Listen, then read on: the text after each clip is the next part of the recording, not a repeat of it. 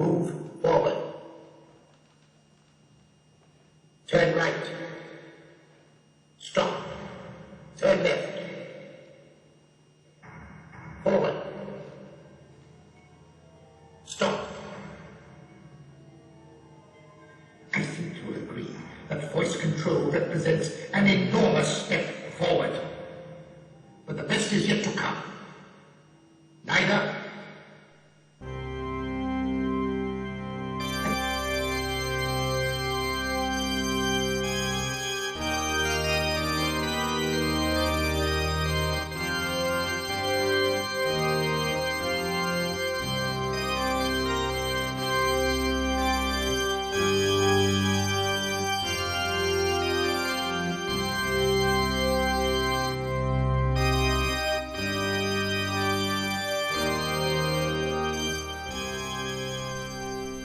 Hello, in this final episode of Trial Revisited, we look at the build-up to the stage show from rehearsals to behind the scenes on the very night itself.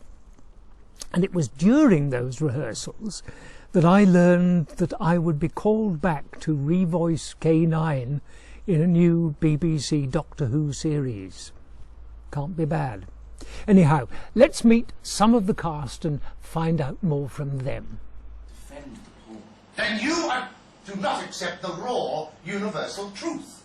Words can sometimes be used to dilute the blood of the innocent, sanitize the destruction of life. I have requested that we extract key sequences from the Matrix to let you judge the actions of the Daleks. Great fun. Great fun.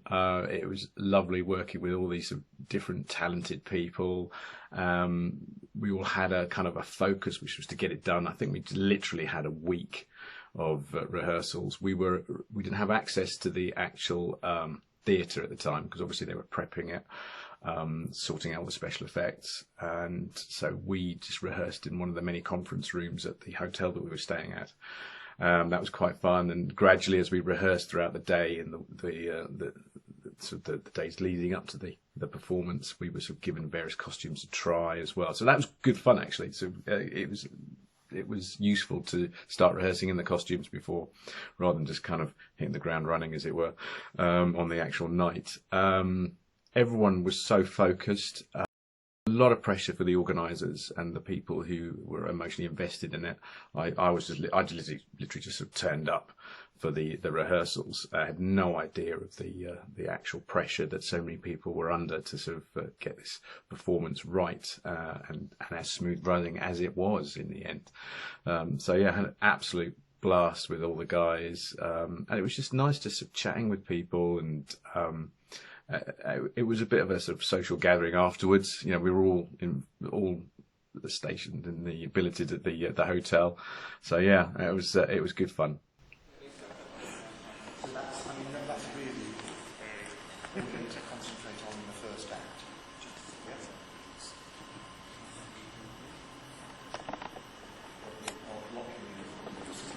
Right, we're going to carry on forward with Davros, for the terrible tragedies that took place on your planet. You will be returned to your customary time and place following your submission. What do you want of me? Please, relate your experience. So now I am to be penalised for things I have yet to do. Not at all. I merely wish to show the court that Davros does not change with time. Imperial sequence. Back again. As you see, Davros develops even more deadly weapons and augmentations for the Daleks. Excellent. It warms my...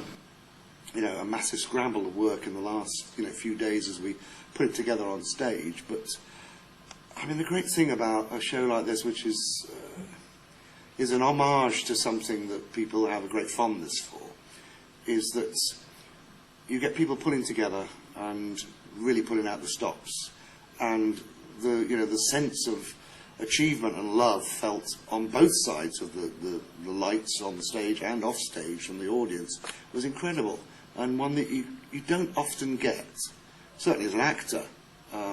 to that degree and that intensity.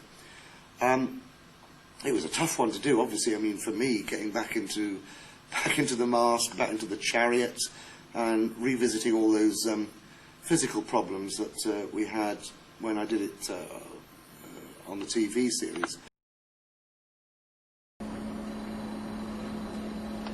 Yes, here it is.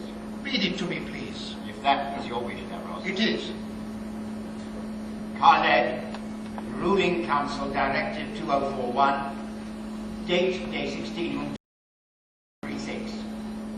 The Council hereby requires the Carleg scientific elite, under the direction of Chief Scientist Davros, to carry out the following. 1. To develop an acceptable mutation of the Carleg people in order that they may successfully survive any nuclear radiation. 2. To accelerate this mutation and carry out all experiments with the utmost dispatch. And 3. To implement this directive in total secrecy. In pursuance of the foregoing, the Council grants the scientific elite the following powers. 1. The scientific elite may claim priority over all resources, including finance. And 2. Until further notice, the scientific elite security, under the direction of Commander Nyder, is given emergency powers of arrest, detention, and execution in all matters concerning this directive. Signed for and on behalf of the Carleg Ruling Council, Chief Councillor Ryder. Thank you, Commander.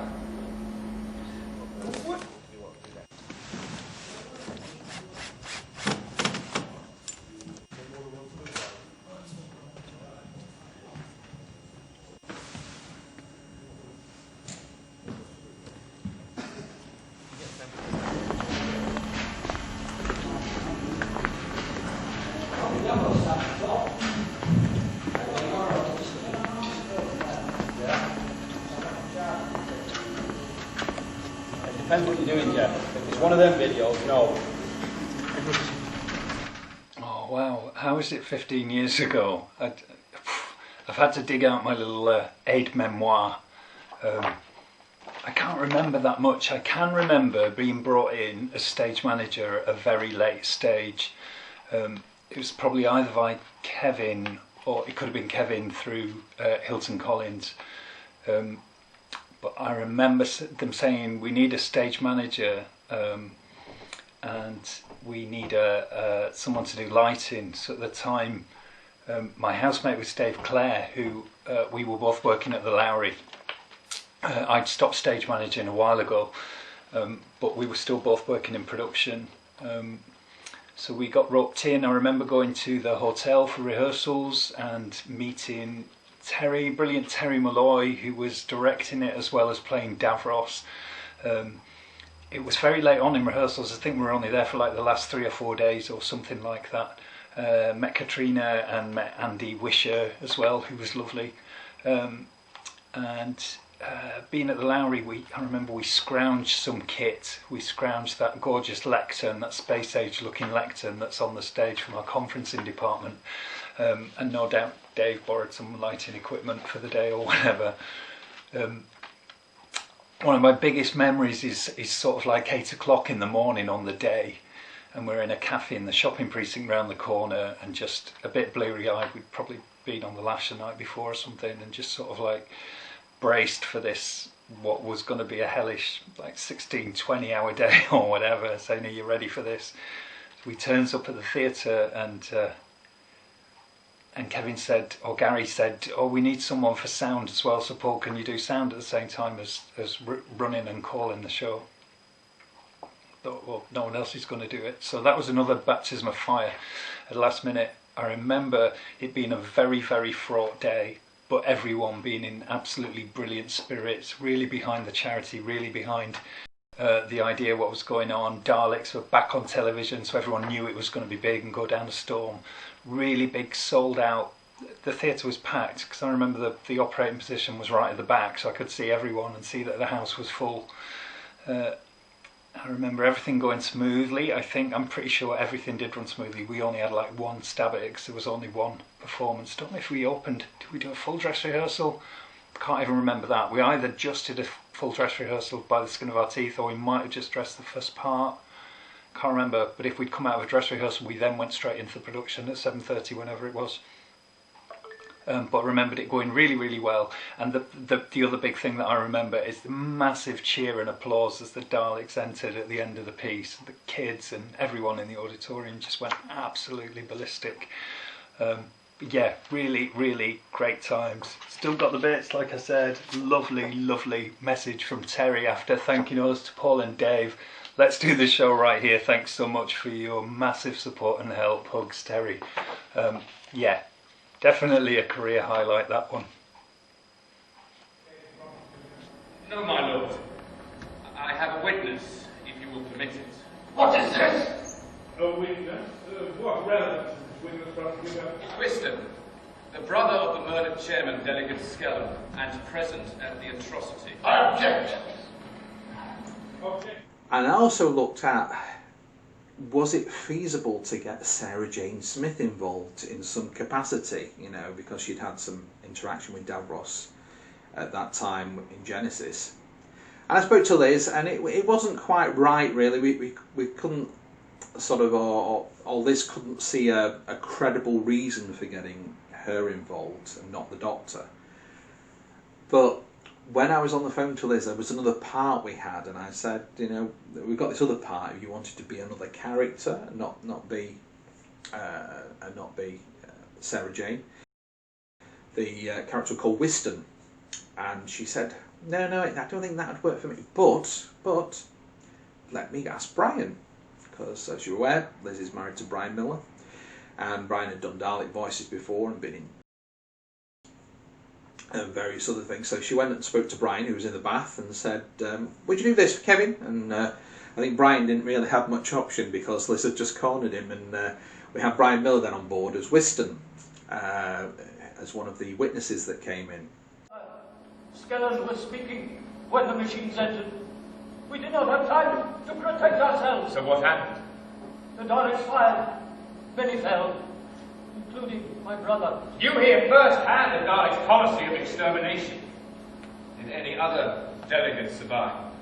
No, none of them. But you did. What? Miraculously, you survived. When the Daleks fired, I just ran. And you were the only one to survive the Daleks. How fortuitous. Enough, Davros. Well, I was lucky enough to be one of the Time Lords on the stage. I, along with Ian Taylor, was stood right at the back, at the top, next to the screens. And we were the, well, I'm not sure what you call them, the people who sort of recording everything that's going on. And so we had these Perspex pads that were square, and we'd sort of, this was before the days of tablets and things, and we were sort of there sort of swiping away and sort of recording things and reacting to what was going on below. So we were stood at the back of the stage up high, so we couldn't actually see the evidence that was being transmitted on the screen, but we could see everything that was going on below us. We could see Davros, we could see the Daleks, we could see the president as well, and John Leeson. So that was really really quite special.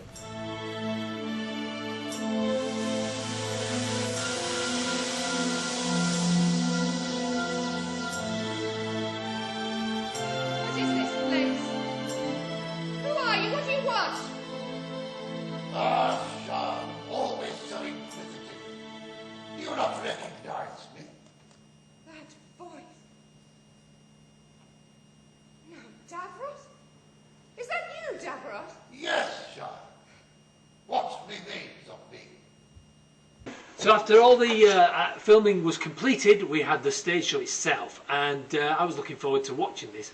But a couple of days before, Kevin said he needed me to be a Time Lord on the stage, and I was stood by the side of the screen there, desperately wanting to look to my right hand side to see and watch all the filming, but all I could see was the viewers enjoying this show, you know. And my little bit of action was when the prosecutor got shot halfway through, I had to run diving into his aid there, you know, in my flowing robes. But it was a great experience to actually be part of that show, you know. Still would like to have watched it though. I have requested that we extract key sequences from the Matrix to let you judge the actions of the Daleks. What is this Matrix? The repository of all Gallifreyan knowledge and achievement. It has a synaptic structure similar to that of the brain. Fascinating. It also has the capacity to absorb the experiences and knowledge of Time Lords who are near death. It lives? Not sentient, but it does have some precognitive. The biggest thing was the camaraderie, actually. It was a hoot. It was a real... I thought it might... It was intense. It was intense because from what I remember, we got together on the Monday night at the hotel and then started rehearsals Tuesday morning as the show was on the Saturday. So we really had to work. The actual costumes, I think, arrived just before the performance, so we didn't actually get a great deal of time to rehearse in the actual things. If I remember rightly, that's certainly my costume. And then just really intense rehearsals, and you know, everything was coming together at once. The technical aspects, it was very technical. And the Daleks, and obviously Davros in his chair for the first time. Terry had to endure all the makeup. Because of your actions,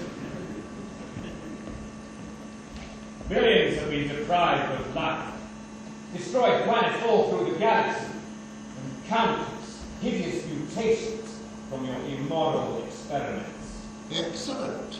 Davros, we're talking about an intolerable loss of life. Ah, indeed.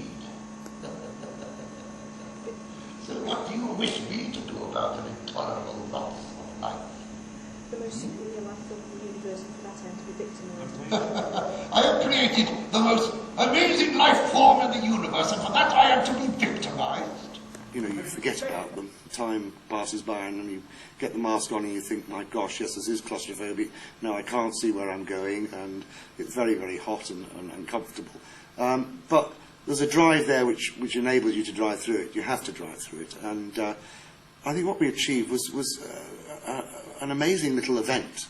Well, I say little event. It was, you know, staged in a proper theatre with proper production values and, you know, up to 1,000 people attending and watching it, and with a lot of hours put in backstage by some, you know, very willing and keen volunteers to put together a show which then raised a lot of money for children in need. And at the end of the day, that's what it's all about. It's actually, you know, putting that effort in order to, you know, make things better for somebody else. And for that reason, if nothing else, I mean, I was delighted to have been involved in it. I say Hyde do phenomenal work. They really do. They put themselves out into all sorts of situations and bring in a lot of money, which is well-needed money, to a lot of charities.